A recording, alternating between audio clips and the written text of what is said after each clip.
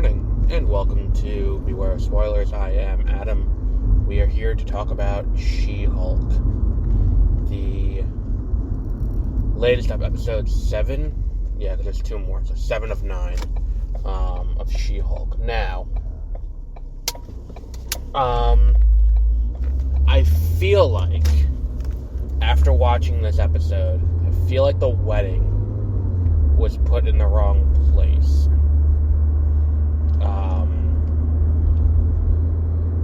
I feel like the wedding probably should have been earlier in the season than the episode before this one, because I feel like at this point we are now looking at we're headed toward the finale. We have 2 episodes for the finale, and each episode about 25 minutes long because of lengthy and copious amounts of credits that plague every episode. So because of that, we are headed toward the finale pretty quickly, the end of the show. And keeping in mind falling action after the climax and all of that, we really don't have that much time left to wrap this up. And I feel like this has been a complaint that I've had as we head toward the end of every Marvel show, because we don't know where this show is going. Now, this episode about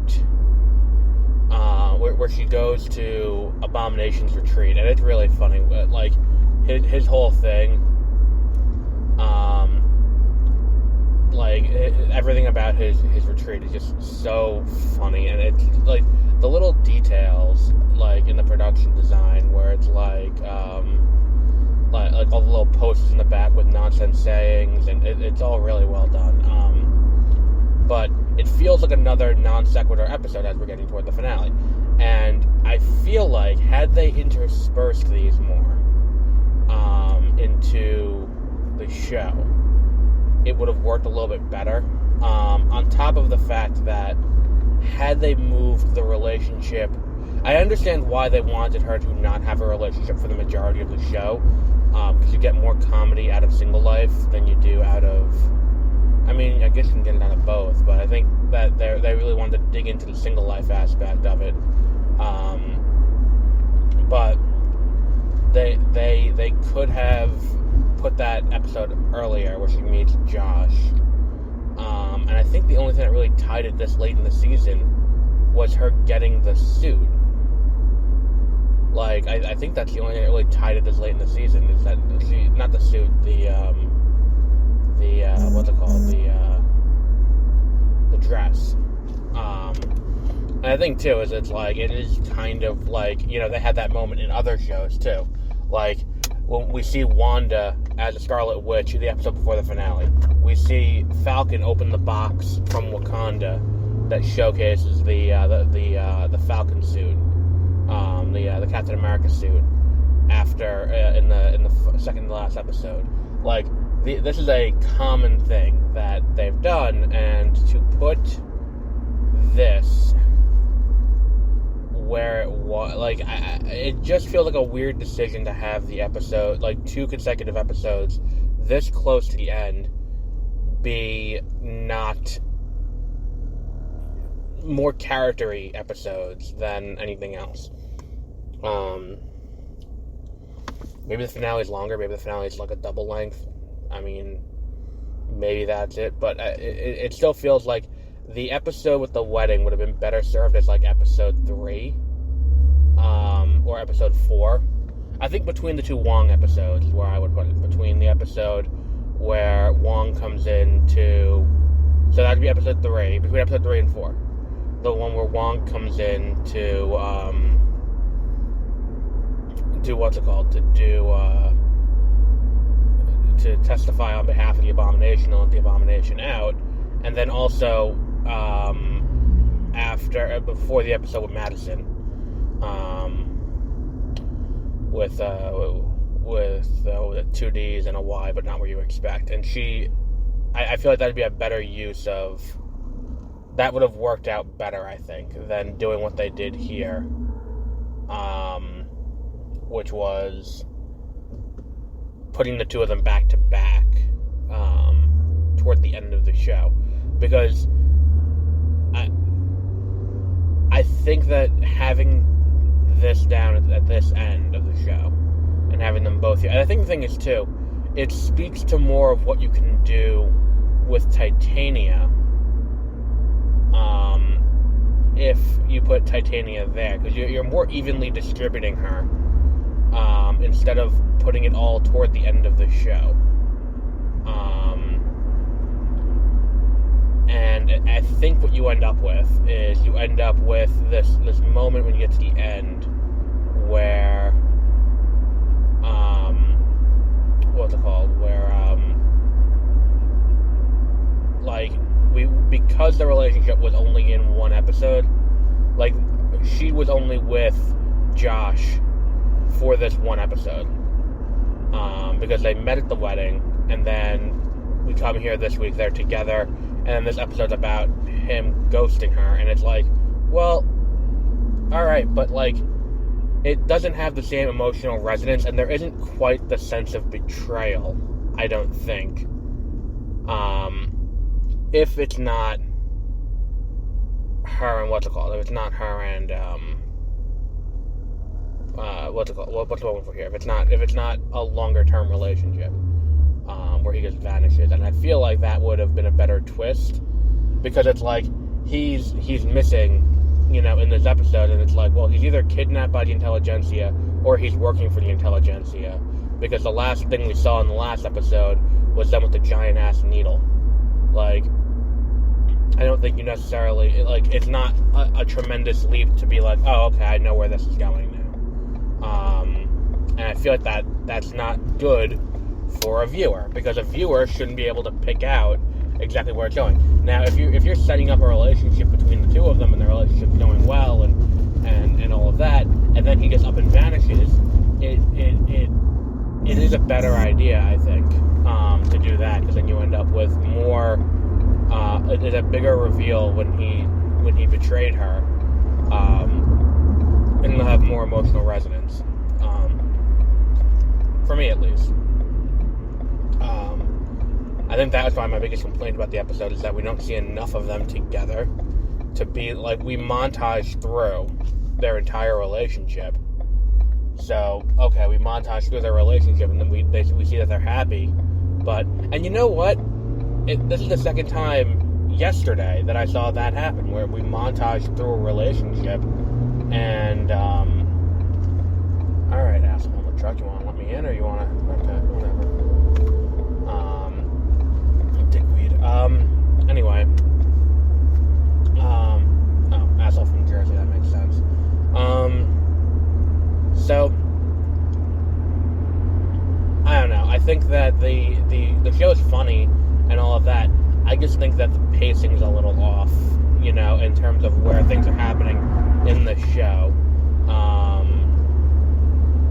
And I feel like that could have been better split, because I feel like, and that's the thing too, is it's like, if you better distribute Titania, I think this story is better served, because it creates more of a through line of Titania showing up and fucking with her, because it's like, okay, we see her in the first episode, and it's not really clear what her deal is or what she's going for, and then Jen dispatches her, then she shows up for the court episode, and then the next episode she's at the wedding, and it's like, okay, well, she's going to be working for the intelligentsia, yes, but I feel like had they moved the wedding episode up a little bit, it would have created a greater catalyst for the, it would have created a better catalyst for the lawsuit, a more direct line from Jen to that, and then I feel like that would have been a better opportunity to change things up. Unfortunately, that's not what they did. I feel like the show is a little bit worse off for it. Because then it's like, when we get into the final two episodes, I feel like Titania will probably be back. But whatever. And I feel like if the only thing holding, if the only thing that's holding the wedding where it is the fact that you need to have the dress there. I mean, look, WNBA stars show up at the ESPYs, like, they can have, that's not a tremendously difficult thing to do. And again, the effects are just, it's one of those things where it's like, look, the CW has shitty effects, and I'm not going to say they don't. I have watched the CW for a decade at this point, because I watched Arrow, I watched The Flash, Supergirl, Legend of Tomorrow, all of it. Effects, not great. And they do their best with the budget they have, but the effects are not great. That said, when it comes to She-Hulk, like, with the CW, they go out of their way to not show people using their powers if they can avoid it. Like, when he's hanging around with Supergirl and Alex, and just as, as a person, like, John Jones is not hanging around as, as the Martian Manhunter in a full CGI entity.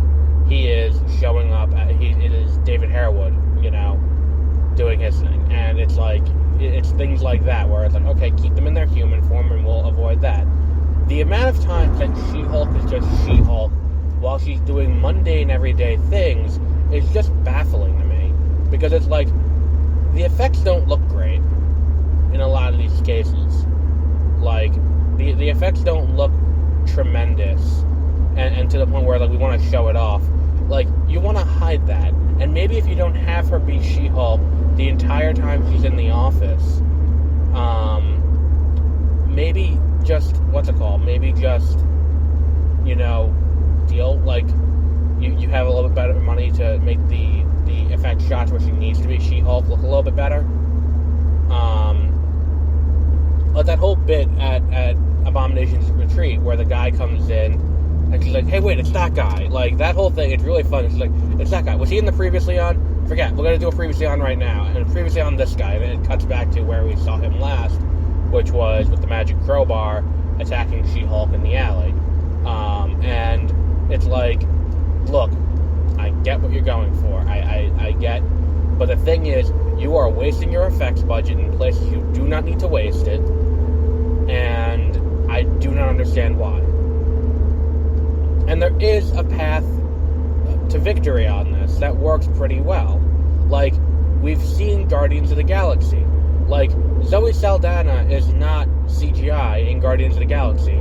Nebula is mostly not CGI in Guardians of the Galaxy. A good amount of, some of Nebula and some of Gamora are definitely CGI, but there is no reason that they can't do, because it's not like she is obscenely ripped or anything when she's She-Hulk. It's not like, like, Mark Ruffalo has to be CGI as the Hulk, because there isn't a human being on the planet who looks like Mark Ruffalo. You mean to tell me you can't find a WNBA player and be like, hey, so, you want to, play this role on this show and be, like, in green? We're going to cover, they could even, change her face. That's something you can do. And that's substantially cheaper and less work. And look, it may look weird on it may look a little weird, but there's no way it looks as weird as everything looks on this show as the effects continue to, I don't want to say deteriorate, but gratingly don't get better. I think it's a better phrasing of it. Like, there's no indication the effects are going to be improving as the show goes on. So why bother doing what they're doing with it? What does that help? It's just one of those things where it's like you watch it and you're like, this was a weird decision. And the thing is, too, it's not like she's She-Hulk because of, some need from the story. In fact, the story gives them an out to not have her be She-Hulk that often. Because she got fired from the first job because of the mistrial, because of the fact that she got, because of the fact that she got, she was She-Hulk in the courtroom. Like, because of that, she got fired from the first job because of the mistrial. Like, and because the district attorney's office didn't want to risk it. Like, there's no reason why she would continue to be She-Hulk everywhere else. And look, again, if you want to have her be She-Hulk for meetings with clients, I totally get it. Like, it's a marketing thing, I can understand that. I see where that's going. My problem is, there is no reason why she needs to be She-Hulk when it's her and Ginger Gonzaga sitting in her office having a conversation together. And it's just the two of them. There's no need for that. There is no need for her to be She-Hulk in a staff meeting. It's just one of those things where it's like, why? Why are we wasting the effects budget in places like this when you could use it in other places? And again, if you want to say when she's talking to Wong, she's got to be She-Hulk because reasons, I guess. And even that, I'd be like, well, really, does Wong need to have that level of being impressed that she, because that's really all it's about. It's about the optics of impressing someone that we have She-Hulk as our attorney. Does Wong need that? Wong is, the fucking, he's master of the mystic arts. He's the Sorcerer Supreme. He doesn't need to be impressed by that. We don't need to have her be She-Hulk there. If you want to have her be She-Hulk in the Megan Thee Stallion scene, fine, go ahead. I understand that it's a funny bit. But the majority of the scenes it's not KPMG. KPMG is a real accounting firm. The majority of the scenes, though, that she is in do not actually require her to be She-Hulk. And I feel like that's a problem. Not that it's a problem, but it's the fact that she's not required to be, but then is anyway, is a total waste of the effects budget. And then it makes the action sequences that they're trying to do look worse. Because it's like, well, alright, cool, I guess. Here she is doing shit, I guess. It's just one of those things where it's like, it could have been better. There was an option where this could have been better. And they just didn't do it. Because for whatever reason, they would have rather done whatever they did. This idea that we need to see her as She-Hulk 24/7, otherwise she is, what's it called? Otherwise she is, what's wrong for here? Otherwise it's not worth it. I don't know. I feel like it's a weird decision. And I think it comes mostly from the fact that, they haven't allocated budget for the effects, and it's we have to have an action sequence in every episode, but they're not going to have the action sequence in every episode. But at the same time, it's if that's the case, just make the action sequences you do have really good. I don't know.